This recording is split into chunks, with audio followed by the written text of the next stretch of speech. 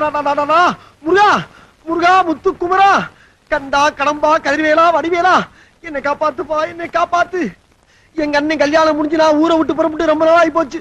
பசி காதடைக்கிறா முருகா ராஜா. கையில 10 பைசா கூட கிடையாதுப்பா. உபதி உபதி உபதி. ஐயோ அடாடாடாடா, கொஞ்சம் ஜாஸ்தி வச்சாங்களா? தின்னு பசி தீர்த்துக்கலாமே.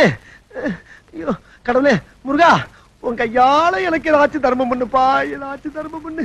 ரொம்ப கஷ்டம்.